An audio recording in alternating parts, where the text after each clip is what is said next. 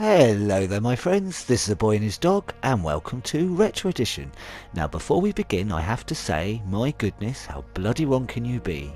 Today I am talking about the Evercade second year anniversary show and showing to you all how bad I am at making predictions. And I'm glad I am at that today. So without further ado, let's get started. So there's a lot to talk about. First off, it was a great little show showing where Blade and Evercade had come from, but more importantly where they're going, and talked about how thankful they were for the growing community, including a great section where they showed off the recently released competition mode by pitting some groovy YouTube channels against each other. It shows what a great feature it is and something we all hope will get expanded upon soon. Maybe of online. Right, but the meat are the three reveals. And first up, I did yelp a little, something a lot of folks have wished for. It's an IRM arcade collection. Only 6 games, but my goodness, there's some genuine stonkers in here. Moon Patrol. Come on, everyone loves a bit of Moon Patrol. I used to love this game. Never heard of 10 Yard Fight. Looks alright. But Battle Chopper, that is an awesome game. But more importantly, R-Type. And while we're here, R-Type Final 1 and 2, bloody good games too, just saying.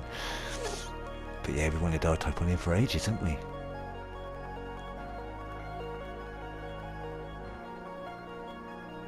A Lightning Sword, which I haven't really heard of, so that looks cool, but more importantly, In the Hunt.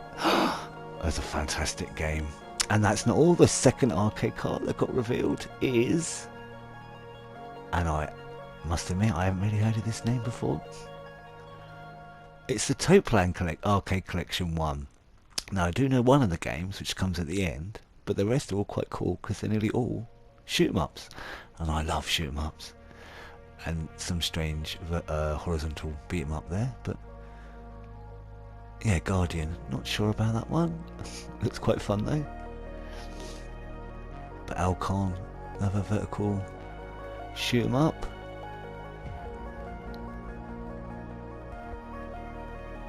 Flying Shark looks awesome. Truxon, is that?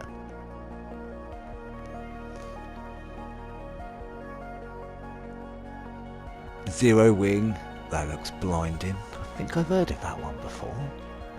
And of course Snow Brothers, and people have been asking for this game for ages, so it's cool that that is finally included. And can't say no to a puzzle game, can ya? It's always good to stick one of them on a cart. So that's 8 games of that, 6 on the other. Blinding.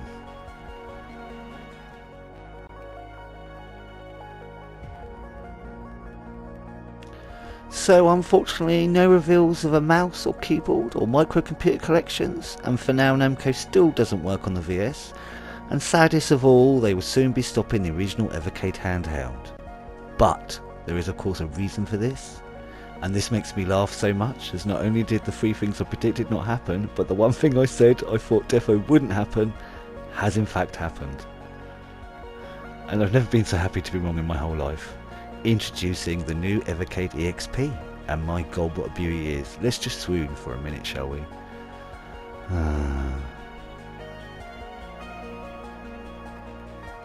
Right, so it's got a 4.3 inch IPS screen, so the games look better and you don't have to keep the handheld at strange angles to see it. What I find very exciting is the Tate mode for vertical screen orientation, yet we can now turn the handheld 90 degrees and flip the screen to play those awesome arcade games that were so difficult to play on the original handheld. With separate dedicated A and B buttons, which is a lovely touch. We also have 4 shoulder buttons now, just like the VS controllers, which helps now we are getting more 32-bit games. It's got a 1.5 GHz processor, 4GB built-in memory. This of course was a must to make it in line with the VS, and gives me another 4, more on that in a bit. There's stereo speakers, USB-C charging port, which is always good. Built-in Wi-Fi for easy updates, and I'm sure other things to come. A 3.5mm headphone jack, 720p mini HDMI output for TV, thank goodness for that, and a battery life that gives you between 4 and 5 hours worth of gameplay.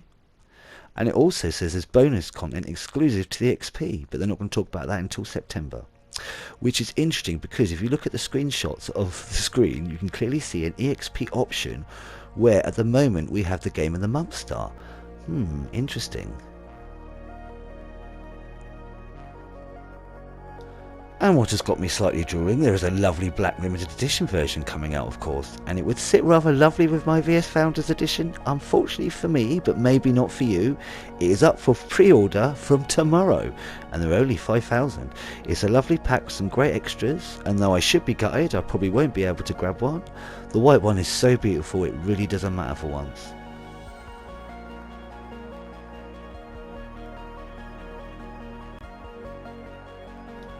Overall, it's a great show to celebrate 2 years. The new handheld is gorgeous, and with the VS out now, it does make you notice some of the original handheld shortcomings, even though it's still a lovely little machine, and got a lot of us into Evercade to begin with.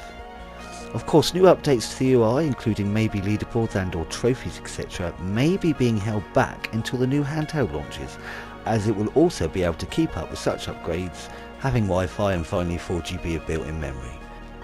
Perfect for profiles too, am I right? So very interesting times ahead. We still have 2 more console carts to be announced, and of course we should be getting a new patch next week with a brand new game of the month.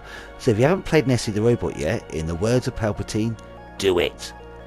What did you think of the new reveals, and how wrong my predictions were? And if you've made it here to the end of the video, thank you very much for joining me. Please leave a thumbs up or a comment if you would like. Either way, I'm just chuffed you've poked your head in the door to take a gander.